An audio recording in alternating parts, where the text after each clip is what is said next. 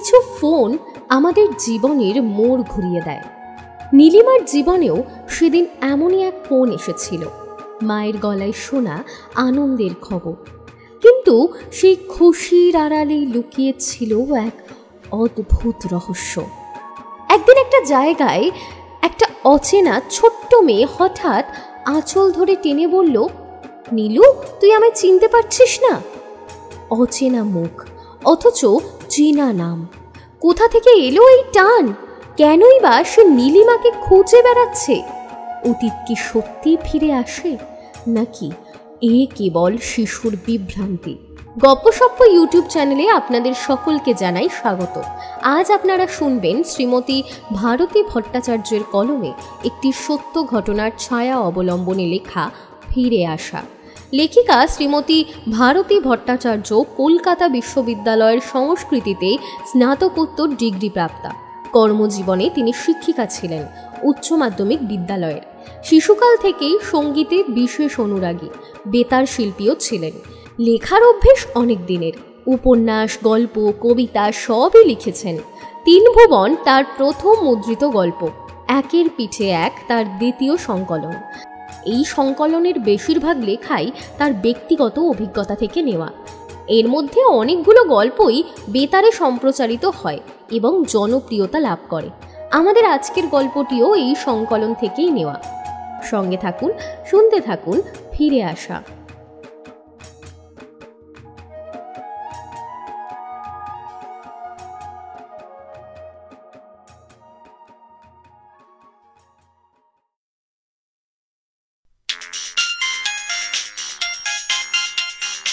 ক্রিং ক্রিং ক্রিং শব্দে ফোনটা বেজেই চলেছে।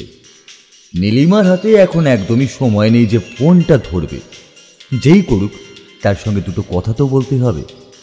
মেয়ের কাঁধে স্কুলের ব্যাগটা তুলে দিতে দিতেই আর চোখে একবার তাকালো নীলিমা সুজয়ের দিকে।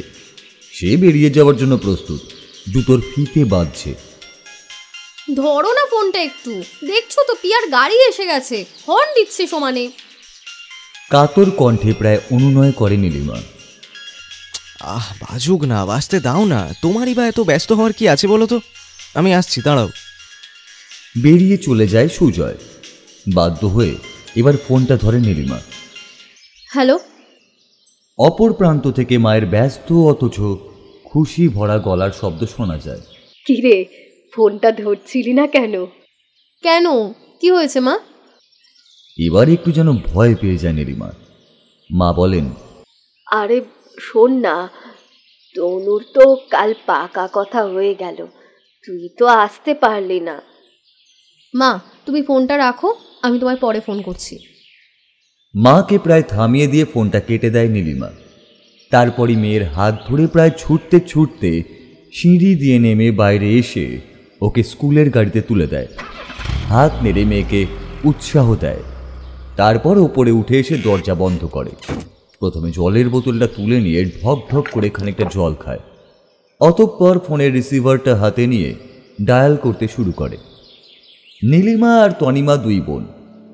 মা, বাবা, ঠাকুরদা, ঠাকুমা আর 3 পিসি, এই ছিল তাদের সংসার। 3 পিসিরই বিয়ে হয়ে গেল। মা ঠাকুমার মধ্যে পরোক্ষ লড়াই চলতই। নীলিমার মোটেই সেটা ভালো লাগতো না। ছোটবেলা থেকে এই লড়াই তার চোখে পড়েছে। কিন্তু অন্যান্য মেয়েদের মতো সে মাকে অন্ধভাবে সমর্থন করতে পারেনি। কারণ সে কোনো কাজে ঠাকুমাকে যতটা নিপুণ ও কর্তব্যপরায়ণ দেখেছে, মাকে ততটা দেখেনি। মা ছিলেন বরাবরই একটু ধীর স্থির, কাজে কর্মে একটু গতিহীন। ঠাকুমা ছিলেন ঠিক তার উল্টো, চটপট ঝটপট সব কাজ সেরে ফেলতেন তিনি, আর মাকে কথাও শোনাতেন। নীলিমার সেটা যথেষ্ট খারাপ লাগলেও সে প্রতিবাদ করতে পারত না ঠাকুমার কর্মতৎপরতা দেখে। সে ওই বয়সেই সব কিছু লক্ষ্য করত। মার অসহায়তার জন্য দুঃখও পেত, আবার ঠাকুমার পারদর্শিতায় মুগ্ধও হতো, আর তার মতোই হওয়ার চেষ্টা করত। ছোট বোন তনিমা ওর চেয়ে বছর 4 ছোট। ও কিন্তু দিদির মতো অত বুঝদার ছিল না, সহ্য শক্তিও কম ছিল। মায়ের অসহায়তাও বুঝতো না, বরং মায়ের ওপর রাগ করত, অশান্তি করত। তারপর ঠাকুমার কাছে পরম স্নেহ নিয়ে কাছে চলে যেত তার সমস্ত আবদার নিয়ে, আর তিনি সবটাই মেটাতেন। ঠাকুমার যে কতগুলো গুণ ছিল এ কথা ভাবতে গেলে এখনো নীলিমা অবাক হয়। অত বড় বাড়িটার যত খুঁটিনাটি কাজ, কাজের লোকেদের চালানো, ছেলে মেয়ে নাতি নাতনিদের তদারকি করা, স্বামীর কাজে যথাসম্ভব সাহায্য করা, ঠাকুর সেবা, সব দিকেই তার নজর ছিল সমান। বাড়িতে উৎসব অনুষ্ঠানের বিরাম ছিল না। তাছাড়া প্রতি বছর দুর্গাপুজো হতো বাড়িতে, সে এক বিরাট ব্যাপার। ঠাকুরদা বেঁচে থাকতে তিনিই সর্বসেরা ছিলেন ঠিকই, কিন্তু ঠাকুমাকে ছাড়া সে পুজো ছিল অচল। এছাড়া কত ব্রত, কত উপোস যে তাকে করতে দেখেছে নীলিমা, তার আর হিসেব নেই। কিন্তু কখনোই তাকে অসুস্থ হতে দেখেনি। কিন্তু কালের নিয়মে ঠাকুমাও একদিন চলে গেলেন। যাওয়ার আগে 7 দিন নির্জলা উপোসেই ছিলেন। পুজোর ঘর থেকেও তিনি বেরোননি।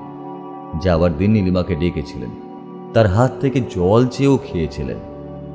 সে ঘুম, আর তারপরই পরম নিশ্চিন্তে চোখ বুজে শুয়ে পড়েছিলেন। সেই ঘুম আর কখনোই ভাঙেনি। নীলিমা ঠাকুমার পা ছুঁয়ে মনে মনে প্রতিজ্ঞা করেছিল সে তার ঠাকুমার মতো এই সব কাজে পারদর্শী হবে, কিন্তু মাকে কখনো দুঃখ দেবে না, তাকে সব কাজে সাহায্য করবে, আগলে রাখবে বিপদ আপদ দুঃখ কষ্ট থেকে। আর মাও সেই জন্যই বোধহয় ঠাকুমা চলে যাওয়ার পর থেকেই বাবার চেয়েও তার উপরই সব ব্যাপারে বেশি নির্ভরশীল হয়ে পড়েছেন। এসব ভাবতে ভাবতে যে কত বেলা হয়েছে সে খেয়াল আর ছিল না নীলিমার। হঠাৎই তন্ময়তা কেটে যায় কলিং বেলের আওয়াজে। কাজের মাসি এলো। বউটা ভালো, তার বিয়ের পর থেকেই এ বাড়িতে আছে, তাকে খুব বোঝে। বাসনগুলো গুছিয়ে নিয়ে মাজতে বসেই মাসি জিজ্ঞাসা করল, কি গো বৌদি, তুমি আজ খাওনি? তোমার থালা বাটি কিছুই তো দেখছি না যে। নীলিমা উত্তর দেয়, না মাসি, আজকে একটু কাজ ছিল, এখনো খাওয়া হয়নি, এবারে খাবো। এই বলে উঠে পড়ল সে। তারপর বেরোবার পোশাক ইত্যাদি সব গুছিয়ে রেখে খাবার টেবিলে এলো। পিয়াকে স্কুল থেকে নিয়ে একেবারে ও নিজের বাড়িতে যাবে, মায়ের কাছে। মায়ের এখন তাকে অনেক কিছুই বলার আছে, পরামর্শ করার আছে বোনের বিয়ের ব্যাপারে। এরপর বোনকে নিয়ে বিয়ের বাজার করা, তার পছন্দ মতো জিনিসপত্র কেনা, ইত্যাদি ইত্যাদি অনেক কাজই আছে। কাজের এখন আর তার শেষ নেই। বেরিয়েই অটো পেয়ে গেল। এখান থেকে অটোতে তার বাপের বাড়ি যেতে আধ ঘন্টা সময় লাগবে। তার আগে মেয়েকে স্কুল থেকে নেবে। মেয়ের স্কুল পথেই পড়বে, চেনা অটো ড্রাইভার, একটু দাঁড়াবে। মেয়েকে নিয়ে অটোতে চড়েই আবার পুরনো চিন্তার ছায়াছবি। ঠাকুমা মারা যাওয়ার বছর দুয়েকের মাথায় সুজয়ের সঙ্গে আলাপ একটা ফাংশনে, যেখানে সে গিয়েছিল নাচের প্রোগ্রাম করতে। ছোটবেলা থেকেই নীলিমা নাচের ভক্ত। বাবাও তাকে নাচের ক্লাসে ভর্তি করে দিয়েছিলেন, আর সেও পরম নিষ্ঠায় শিখেছিল নাচ। কিন্তু বিয়ের পরে আর চালাতে পারেনি। সুজয়ের সঙ্গে বিয়ের পরে শ্বশুর বাড়িতেও সে সবার সঙ্গেই মানিয়েই নিয়েছিল। শ্বশুর তাকে খুবই ভালোবাসতেন, কিন্তু বছর না ঘুরতেই চলে গেলেন। শাশুড়ি ছিলেন সংসার সম্বন্ধে উদাসীন। 2 বছর পরে যখন পিয়া এলো, তখনও সেই শাশুড়ির কাছ থেকে খুব বেশি সহযোগিতা পায়নি। সুজয়ও বাইরের কাজ নিয়েই ব্যস্ত থাকত, তাই নীলিমাকেই একা হাতে সংসার মেয়ে সবকিছুই সামলাতে হয়েছে। তার সঙ্গে মাঝে মধ্যেই ছিল বাপের বাড়ির কোনো না কোনো সমস্যা, সেখানেও তো সবাই তার ওপরই নির্ভর করে বেশি। বোনের বিয়ের দায়িত্বের যেমন অনেকাংশে তার ওপরই এসে পড়বে। সুজয় পাশে থাকবে ঠিকই, তবে তার কাজ ফেলে তো নয়। বাপের বাড়িতে ঢুকেই দেখল 3 পিসি এসে হাজির হয়েছে তাদের ছেলে মেয়েদেরকে সঙ্গে নিয়ে। সবাই যেন তার জন্যই অপেক্ষা করছিল। আসা মাত্রই একসঙ্গে যে যার মতো বলতে শুরু করে দিল। নীলিমা কারোর কোনো কথার উত্তর না দিয়ে মায়ের পাশে গিয়ে বসল, আর মাকে 2 হাতে জড়িয়ে ধরে বলল, চিন্তা করো না মা, আমি এসে গেছি। মা নিশ্চিন্ততার হাসি হেসে বললেন, এসে গেছিস? তনুকে সঙ্গে নিয়ে গিয়ে ওর শাড়ি টাড়িগুলো একটু কিনে দে না রে, সময় তো বেশি নেই, ওদের বেশি তাড়া, 1 মাসও বাকি নেই। নীলিমা হাসি মুখে বলল, আচ্ছা আচ্ছা, আমি দেখছি। কই কই সে?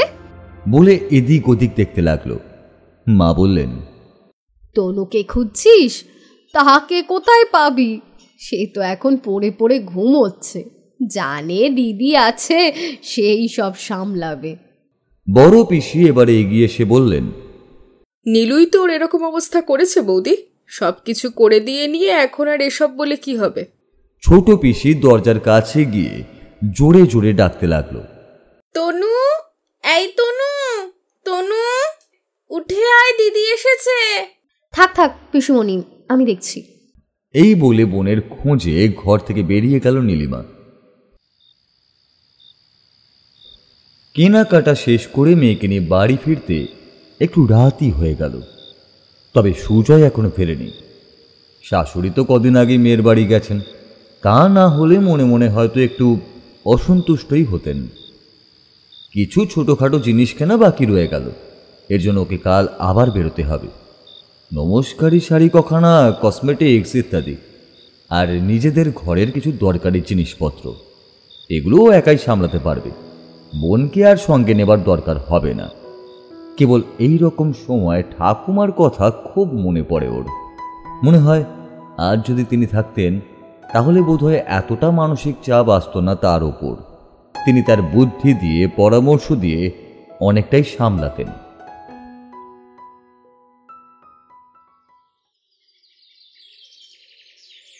মেয়েকে সেদিন স্কুলের গাড়িতে তুলে দিয়ে নিজে কিছু ব্রেকফাস্ট করে নিয়েই বেরিয়ে পড়ল নীলিমা। সুজয় তো আগেই বেরিয়ে গেছে। বাস থেকে নেমে প্রথমেই একটা বড় শাড়ির দোকান বেছে নিয়ে ঢুকে পড়ল নীলিমা।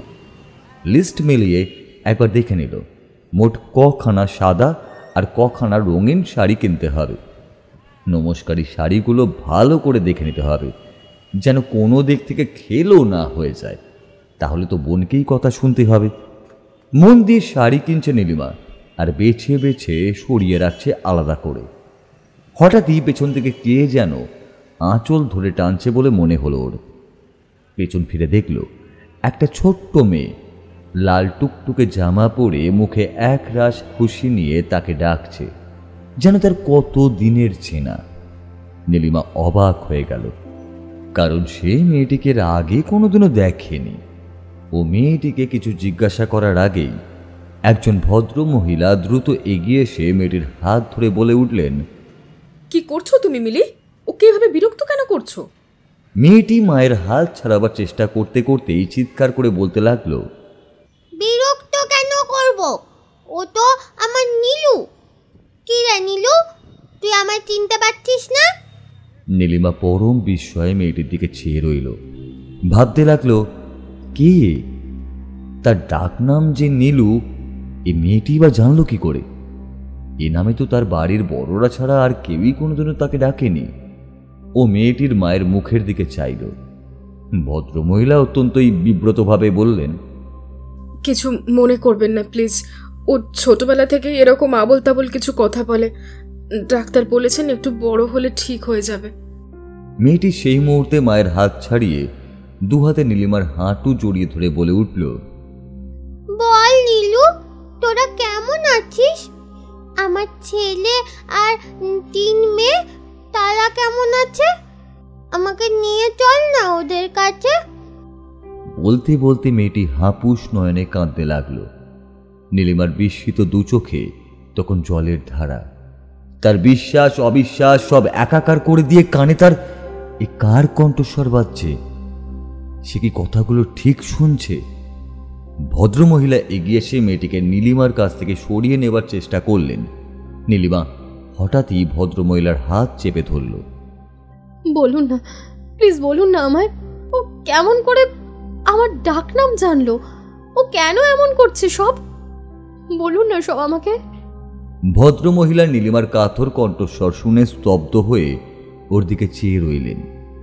বাচ্চা মেয়েটি হঠাৎই মুখ তুলে নীলিমার দিকে অত্যন্ত করুণভাবে চেয়ে কাতর কণ্ঠে বলে উঠল, আমাকে তুই চিনতে পারছিস না নীলু? ভুলে গেছিস আমাকে? আমাকে নিয়ে যাবি না তোর সঙ্গে? বলতে বলতেই মেয়েটি কেমন যেন টলতে লাগলো। তার দু চোখ বন্ধ হয়ে এলো। ওর মা দ্রুত তাকে কোলে তুলে নিলেন, তা না হলে হয়তো সে পড়ে যেত। নীলিমা ব্যস্তভাবে আবার বলল, প্লিজ প্লিজ আমাকে সব বলুন, চুপ করে থাকবেন না, বলুন না। ভদ্রমহিলা এবারে মেয়েটিকে দুহাত দিয়ে জড়িয়ে ধরে বলে উঠল, বিশ্বাস করুন আমি কিচ্ছু জানি না। আমি শুধু জানি ও ভালো হয়ে যাবে, একদম ভালো হয়ে যাবে। ডাক্তার বলেছেন। মেয়েটির আর কোনো সাড়া শব্দ পাওয়া যাচ্ছে না। সে মায়ের বুকে ঘুমিয়ে পড়েছে নাকি অচৈতন্য হয়ে গেছে সেটা বুঝতে পারল না নীলিমা। কেবল তার বুকের মধ্যে থেকে কি এক অবরুদ্ধ আবেগ যেন দমকে দমকে বেরিয়ে আসতে চাইল, কান্না হয়ে ঝরে পড়তে চাইল মেয়েটির সর্বাঙ্গে। তবুও সে যথেষ্ট সংযতভাবে ভদ্রমহিলার হাত দুটো আবার ধরল এবং মিনতি ভরা দৃষ্টিতে তার দিকে চাইল। ভদ্রমহিলা এবার একটু ইতস্ততই বোধ করলেন, তারপর বললেন, ডাক্তার বলেছেন ও জাতিস্বর। কখনো কখনো নাকি এরকম দেখা যায়, কারোর কারোর পূর্বজন্মের কথা মনে পড়ে যায়। তখন আর সে বর্তমান জীবনে থাকতে চায় না, ফিরে যেতে চায় তার আগের জন্মে। তাদের জন্য খুব কষ্ট হয়। তবে উনি বলেছেন ওকে সাবধানে রাখতে হবে, যেন কোনোভাবেই অতীতের কোনো ছায়া ওর ওপর না পড়ে। তাহলেই ও ধীরে ধীরে স্বাভাবিক হয়ে যাবে। তাই আমরা ওকে সাবধানেই রাখি। কিন্তু আজ যে হঠাৎ কি হয়ে গেল। বলতে বলতে মহিলার দু চোখে জল ভরে এলো।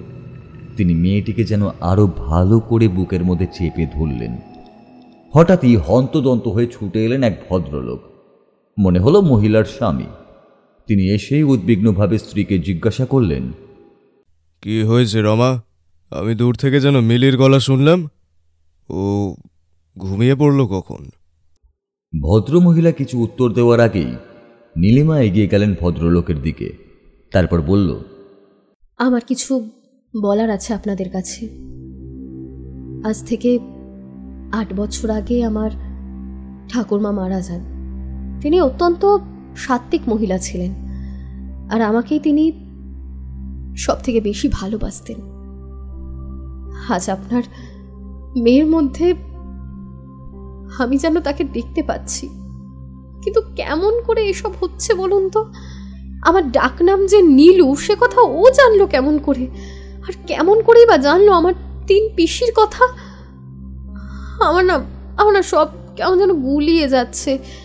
প্লিজ প্লিজ আমাকে বলুন না সব কথা, আমাকে আর অন্ধকারে রাখবেন না।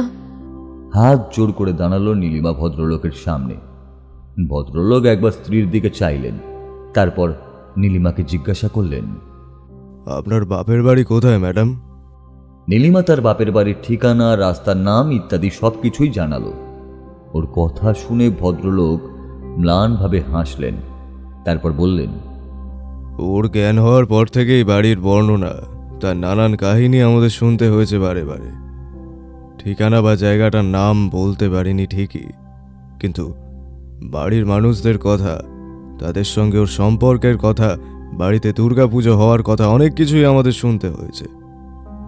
আজ আপনার কথা শুনে, আপনাকে দেখে একটা সূত্র খুঁজে পেলাম। ওই বাড়ির প্রতি ওর তীব্র টান।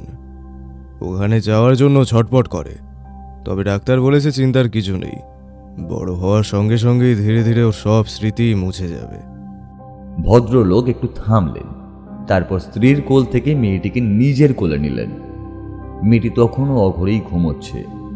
ধীরে ধীরে ভদ্রলোক আবার বলতে শুরু করলেন।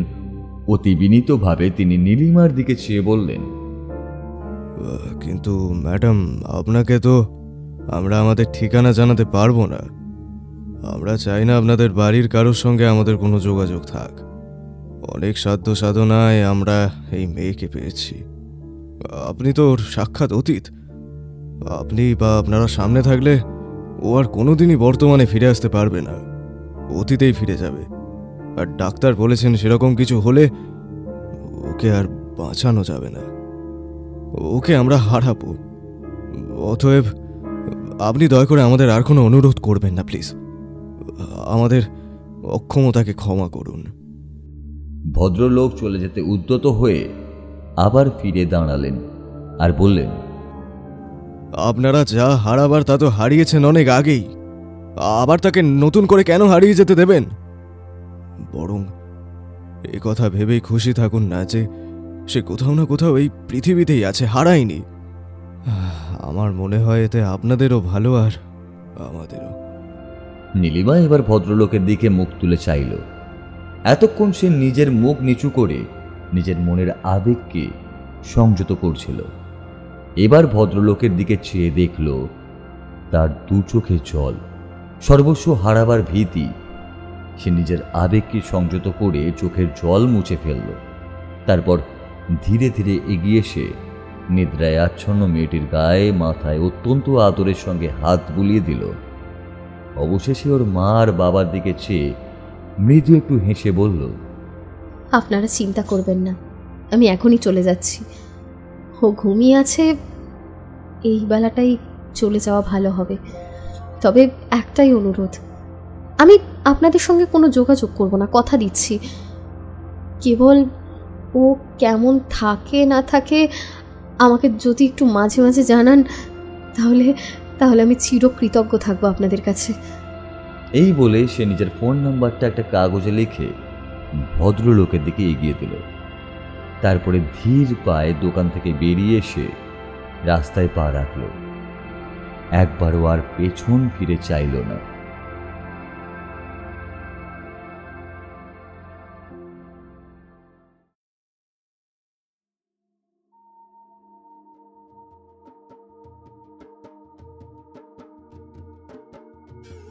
এতক্ষণ শুনছিলেন লেখিকা শ্রীমতী ভারতী ভট্টাচার্যের কলমে ফিরে আসা। আজকের গল্প পাঠে ছিল বুবাই। অন্যান্য চরিত্রে মৌমিতা, বর্ণালী, সৌরভ। গল্পের সূত্রধার আমি মৌমিতা। শব্দগ্রহণ, আবহ এবং প্রচ্ছদে নিহান্স প্রোডাকশন হাউস। সমগ্র পরিচালনায় গপ্পসপ্প টিম।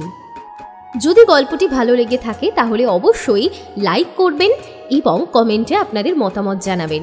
চ্যানেলে নতুন হয়ে থাকলে চ্যানেলটি সাবস্ক্রাইব করে পাশে থাকা বেল আইকনটি প্রেস করে দেবেন। আবার ফিরব নতুন এক গল্প নিয়ে। ততদিন সুস্থ থাকবেন, গল্পে থাকবেন।